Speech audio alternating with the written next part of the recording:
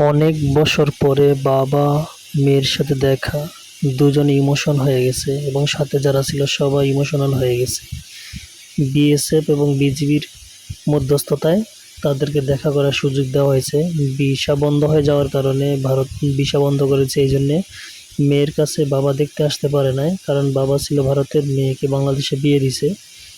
এই জন্য তারা অনেক দিন হয়েছে দেখা করতে পারে না। এখন তারা দেখা করতে চেয়েছিল এবং কোনোভাবেই কোনো কিছু হচ্ছে না। তখন এই দুই পক্ষের মধ্যস্থতায় তারা কিছু সময়ের জন্য একসাথে দেখা করছে। দুজনের আবেগঘন মুহূর্ত সবাইকে নাড়িয়ে দিয়েছে এবং সবারই ভালো লাগছে, যেখানে মেয়ে বাবাকে কীভাবে জড়িয়ে ধরে রেখেছে এবং মা বলতেছে এদিকে এসো না, সমস্যা হতে পারে।